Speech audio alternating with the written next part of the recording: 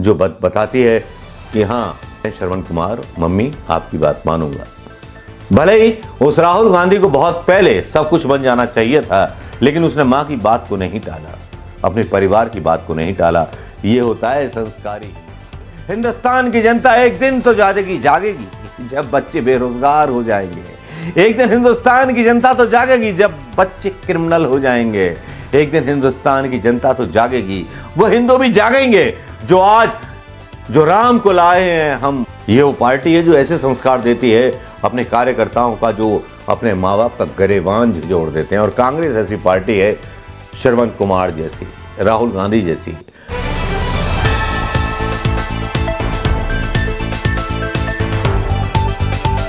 देश में एक कालतंत्र चल रहा है। उस कालतंत्र से जूझते हुए उन किसानों को भी देखिए, उन बेरोजगार युवाओं को भी देखिए जिनको रोजगार नहीं मिलता। लेकिन काश ये खबरें शायद मीडिया में चल रही होती, क्योंकि मीडिया ने तो वो खबरें भी दबा दी जो लोकतंत्र के लिए जरूरी थी। लगता है मगर अघोषित आपातकाल लग चुका है। एक पार्टी है कांग्रेस पार्टी, जो मुख्य विपक्षी पार्टी है, जिसको 20% वोट हिंदुस्तान से मिलता है, उसके खाते सीज कर दिए जाते हैं केवल और केवल इसलिए कि उन्होंने आईटी रिटर्न दाखिल नहीं किया। भक्त होते हैं, उनके अपने अपने एक्सप्लेनेशन होते हैं, अपने अपने व्हाट्सएप यूनिवर्सिटी का ज्ञान होता है जो वो बांटते फिरते हैं आस पड़ोस के लोगों में। और सबसे बड़ी खुशी उन भक्तों को इस बात की होती है कि किसी मुसलमान का घर बुलडोजर से रौंद दिया जाता है, किसी मुसलमान का एनकाउंटर बलात्कार करने पर कर दिया जाता है। देखिए कितनी क्राइम परस्त हो गई है हमारी जनता, कितने क्राइम परस्त हो गए हैं वो लोग जो लोग कभी हिंदुस्तान में हिंदू मुस्लिम सिख ईसाई की एकता की बात करते थे। वो कांग्रेस के उस नारे को फॉलो करते थे, जात पर न पात पर, मोहर लगेगी हाथ पर। ये वही हिंदुस्तान के लोग थे जिन्होंने इंदिरा गांधी की शहादत पर ठप ठप करके 404 सीटें राजीव गांधी को दी थी। जी हां, लेकिन आज का जमाना कुछ बदल गया। केजरीवाल आए और केजरीवाल से जमाना बदल गया, क्योंकि केजरीवाल को भी गिरफ्तार करके सीखों के पीछे फेंक दिया गया। ये वही केजरीवाल हैं जिन्होंने कांग्रेस के बारे में क्या क्या ना बोला, क्या क्या ना कहा, लेकिन इनके समर्थन में प्रियंका गांधी हो या राहुल गांधी, सबके बयान आए। और सबसे बड़ी बात, शीला दीक्षित के बेटे का बयान जब आता है, जब ईडी इनको गिरफ्तार करती है अरविंद केजरीवाल को शराब नीति घोटाले पर, और अन्ना इनकी आलोचना करते हैं। था हमारे नेताओं के साथ भी हुआ है, दिन में होता है, सवेरे आते हैं, बातचीत करते हैं, उसके बाद आप करें। इसका क्या ये कोई तरीका है कि रात को 1 बजे 2 बजे आप किसी के यहाँ जाके गिरफ्तारी करें? और जो पिछले कुछ समय से हम लोग देख रहे हैं, चाहे हमारे अकाउंट्स को फ्रीज करने की बात हो, हेमंत सोरेन के अरेस्ट की बात हो, केजरीवाल जी के अरेस्ट करने की बात हो, ये ईडी इसको केवल चुनाव के साथ जोड़ रहा है, इसका और कोई लेना देना नहीं है। और इस बात को हम कंडेम करते हैं, इसकी हम घोर निंदा करते हैं। एजेंसियों का इस तरीके से मोदी सरकार का दुरुपयोग करना अपने में सरासर गलत है, गैर लोकतांत्रिक है। इन दोनों मामलों पे, चाहे फ्रीज वाली बात करें या इस पर, क्या स्टैंड रहने वाला है आगे? अगर आप देखिए, कोर्ट ही जा सकते हैं। ये थोड़ी है भाई कि आप किसी भी लोकतांत्रिक पार्टी का चुनाव के पहले गला थोड़ी घोंट सकते हैं। आप चुनाव लड़िए, आपको लगता है आपको केस करना है, केस करिए, लेकिन ये कोई तौर तरीका थोड़ी होता है। और मुझे बताइए, मैंने बहुत से रेड देखे हैं, कहीं रात को रेड पड़ती है क्या? आप आइए, सवेरे करिए, जो कुछ करना करिए। आप बुला लेते इनको बातचीत के लिए, इन्वेस्टिगेशन करना था कर लेते। ये कोई बात होती है कि रात को 9-10 बजे? अच्छा, रात को 9 बजे और सवेरे 9 बजे के बीच में क्या पहाड़ टूट जाएगा? आप बुलाइए उनको, आप उनसे बातचीत करिए। इसकी कांग्रेस पार्टी निंदा करती है और इसीलिए हम सॉलिडारिटी दिखाने यहां आए हैं। क्या काल चल रहा है, ये मोदी काल चल रहा है, इसमें थोड़ा सावधान हो जाइएगा। आपका ईमान भी खरीदा जा सकता है। अगर आप चोर हैं तो आपको बीजेपी में शामिल किया जा सकता है, आपकी चोरी माफ की जा सकती है, क्योंकि ये मोदी काल है। मोदी काल वो काल है, वो अकाल के तौर पर गिना जाएगा जिसमें मोदी काल की वो उपलब्धियां कही जाएंगी, संघ की वो उपलब्धियां कही जाएंगी जिसमें संघ ने विजय पाई अपना अस्तित्व जमाने के लिए। लेकिन देश का मान गिर गया। लद्दाख के मामले में शायद प्रधानमंत्री मोदी का कोई बयान नहीं आता, चीन के मामले में कोई बयान नहीं आता, सोनम वांगचुक के मामले में कोई बयान नहीं आता, लेकिन कुचलना तो देश के उन शरीफ लोगों की पार्टियों को है जो शरीफ पार्टियां हैं। और शरीफ कांग्रेस, राहुल गांधी, सोनिया गांधी, जिन्होंने ABCD कभी उस राजनीति का नहीं पढ़ा जिस राजनीति का ABCD पढ़ करके मोदी जी ने अपनी राजनीति को सीखा। जिस तरह से प्रधानमंत्री मोदी ने कैलकुलेशन करके गोधरा में दंगे कराए और दंगे कराने के बाद वो हिंदू मुस्लिम करके जीते, आज भी वही गुजरात मॉडल आने वाले चुनावों में चलाया जाएगा। इसके साथ ही ED, ID को भी इस्तेमाल किया जाएगा। ED जो है अब तक कई चीफ मिनिस्टरों को, 2-3 चीफ मिनिस्टरों को तो गिरफ्तार कर चुकी है, और एक आदमी आके बैठ गया जो भक्त था, बात चलने लगी। मैंने बोला भाई, मुझसे बोले कि आजकल वीडियो नहीं डालते हैं, वायरल नहीं होते हैं आपके वीडियो, मुझ पर ताना मार रहा था। तो मैंने बोला भैया मैं थोड़ा सा, जब से एक्सीडेंट करवाया है मेरा, तब से मैं थोड़ा सा तटस्थ हो गया, क्योंकि यहाँ कौन किसको मार दे कब मार दे पता ही नहीं है। हाँ बोला, हाँ ये बात तो आपने सही बोली। फिर बोला कि सबसे बड़ी भ्रम की राजनीति तो अरविंद केजरीवाल ने शुरू की थी, और देखिए अरविंद केजरीवाल को जेल में डाल दिया। तो मैंने बोला उनको कि भैया सुनिए, उस ही राजनीति का विश्लेषण किया था प्रधानमंत्री मोदी जी ने। NDTV पर अरुण शौरी का इंटरव्यू भी आया था, जिसमें अरुण शौरी दावा करते हैं कि अरविंद केजरीवाल किस तरह से दिल्ली में काबिज हो गए। उनका भी हम मॉड्यूल पहले स्टडी करना चाहेंगे। 2014 में अरुण शौरी के साथ ये डिस्कशन किया था प्रधानमंत्री मोदी ने। भ्रम की राजनीति, डर की राजनीति, झूठ की राजनीति। मैंने बोला उनको, भाई साहब जो बोल रहे थे, मैंने भैया आगे बढ़ाई गई है। भाई साहब एकदम आग लग गई उनके पिछवाड़े में, खड़े हो गए, कांपने लगे। मतलब दुबले पतले थे, नाम नहीं बताऊंगा, दुबले पतले थे, कांपने लगे। मेरे दिमाग में आया, मैंने हार्ट अटैक ना हो जाए इनका। तो मैं बोला शांत शांत, हम और आप डिस्कशन कर रहे हैं, तो चलिए आप जो बोल रहे हैं वो सही बोल रहे हैं। मानवता भी कोई चीज़ होती है भाई, मुझे उनकी भावनाओं का भी आदर करना था। फिर वो दुनिया भर की बातें बोलने लगे, प्रधानमंत्री मोदी जी की तारीफ़ें करने लगे।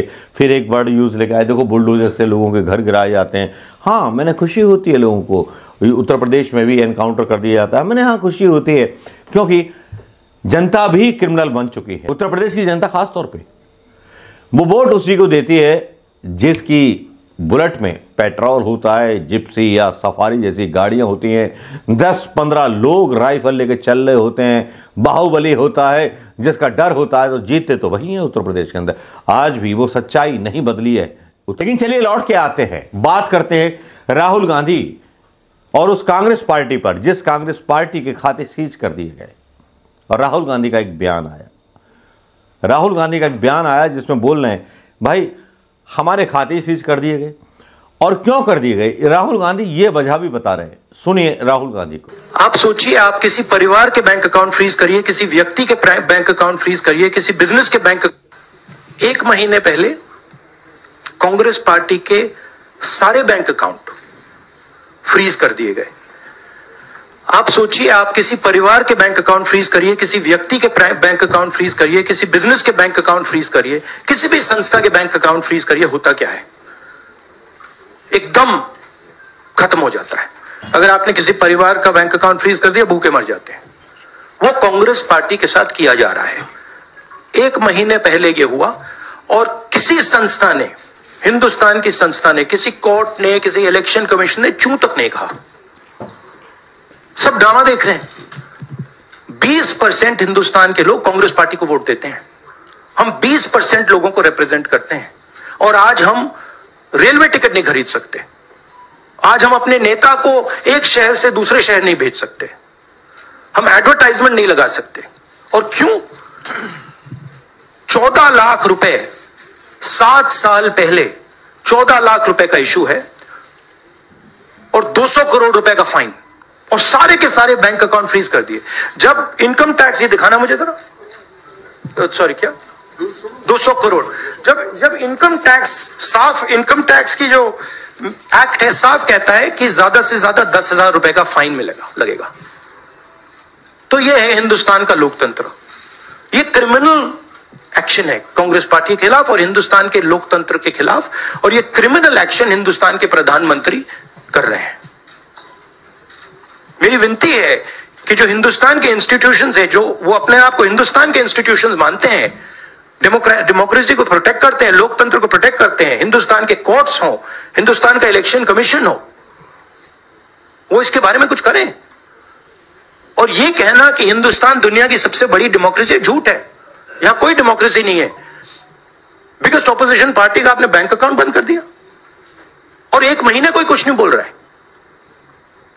केसरी जी के टाइम से नोटिस आया है। तो अजीब सी सिचुएशन है, सब लोग देख रहे हैं और हर संस्था मतलब का रोल है इसमें। राहुल गांधी को आपने सुन लिया होगा दोस्तों, और राहुल गांधी को सुनने के बाद आप खुद तय कीजिए कि एक विपक्षी, मुख्य विपक्षी दल जिसको 20% वोट मिलते हो उसके खाते सीज कर दी जाए। अरविंद केजरीवाल जिसने केवल अपनी विधानसभा में राहुल गांधी की तारीफ कर दी हो, ये बोल दिया हो कि राहुल गांधी से डरता है मोदी। राहुल गांधी की सदस्यता समाप्त कर दी इन लोगों ने। डरते हो यार, तुम लोग तो बहुत डरपोक निकले। भारत के इतिहास में सबसे भ्रष्ट प्रधानमंत्री अगर कोई हुआ है, सबसे भ्रष्ट प्रधानमंत्री अगर कोई हुआ है, भारत के इतिहास में सबसे भ्रष्ट, इसीलिए उसकी मतलब सदस्यता खत्म करा दी, जबकि सदस्यता का केस राहुल गांधी जीत गए। प्रॉब्लम क्या है? जो शरीफ आदमी होता है वो चोरों के सामने नहीं लड़ सकता। वो गीदड़ों के सामने, जो शेर होता है ना, गीदड़ों का समूह आता है, शेर असहाय हो। फिर एक सवाल मेरा भी बनता है दोस्तों, और सारे मीडिया के पत्रकारों ने पूछा है सवाल कि कांग्रेस के जितने भी करप्ट नेता थे जिन पर बीजेपी आरोप लगाती थी, पानी पी पी करके उनको अपनी पार्टी में क्यों शामिल कर लिया? भाई ये भी तो बता दीजिए। नहीं, जवाब नहीं आएगा। बीजेपी कोई सफाई नहीं देगी।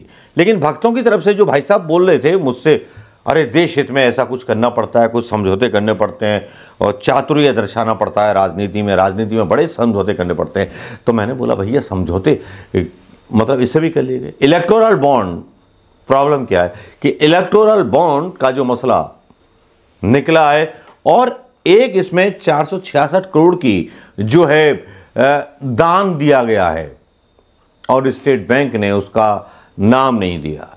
डीवाई चंद्रचूड़ के सामने ये बॉन्ड डाला जाएगा कि जिसमें केवाईसी करने के बाद भी उस आदमी का नाम छुपाया जा रहा है जिसने 466 करोड़ रुपए का चंदा दिया। और किस मुंह से चंदा दिया, ये भी सवाल पूछे जाएंगे। हिंदुस्तान की जनता एक दिन तो जागेगी जब बच्चे बेरोजगार हो जाएंगे। एक दिन हिंदुस्तान की जनता तो जागेगी जब बच्चे क्रिमिनल हो जाएंगे।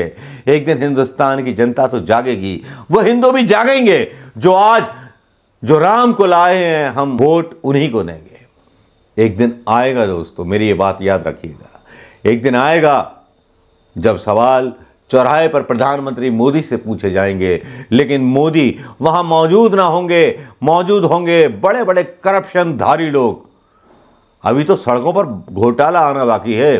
पुल गिर जाता है पटना में और एक बीजेपी का नेता शर्मनाक भाषा का इस्तेमाल करता है लालू प्रसाद यादव की बेटी के बारे में। बोलता है कि लालू तो वो गंदा व्यक्ति है कि जो बेटी की किडनी खा गया, बेटी की किडनी दान ली। सम्राट चौधरी, तुम अपनी मां की मौत पर नहीं पहुंच पाए, इसलिए मतलब पद की और लालू जी तो अब अपनी बेटी तक को नहीं छोड़े, पहले किडनी लिए तब टिकट दिया। यही है लालू यादव जी का परिचय। जो व्यक्ति अपने बेटी तक को नहीं छोड़ता हो उसी का नाम है लालू प्रसाद। शपथ ले रहे थे। आप क्या जानोगे मां बेटी, बाप बेटी का रिश्ता होता है? क्या किसी बेटी के बाप हो और आप इल्जाम लगा रहे हो कि टिकट के बदले किडनी ले ली? ताकि सोच वाले नेताओं पर, सम्राट चौधरी जैसे नेता बीजेपी ही पाल सकती है। बीजेपी ही ऐसे नेता पाल सकती है जो पूछे बाप से अपने, तुमने मेरे लिए क्या किया? पढ़ाने लिखाने के बाद भी ये वो पार्टी है जो ऐसे संस्कार देती है अपने कार्यकर्ताओं का, जो अपने माँ बाप का गरेबान जोड़ देते हैं। और कांग्रेस ऐसी पार्टी है, श्रवण कुमार जैसी, राहुल गांधी जैसी, जो बताती है कि हाँ मैं श्रवण कुमार मम्मी आपकी बात मानूंगा। भले ही उस राहुल गांधी को बहुत पहले सब कुछ बन जाना चाहिए था, लेकिन उसने मां की बात को नहीं टाला, अपने परिवार की बात को नहीं टाला। ये होता है संस्कारी हिंदू। और यहां कभी बदबू ढूंढी जाती है शक्ति शब्द में, कभी बदबू ढूंढी जाती है किसी और चीज में। लेकिन राहुल गांधी अगर बन गए प्रधानमंत्री तो यकीन जानिएगा हिंदुस्तान में जितने ये चोर बैठे हैं ना, सबको फांसी की सजा हो जाएगी। नमस्कार।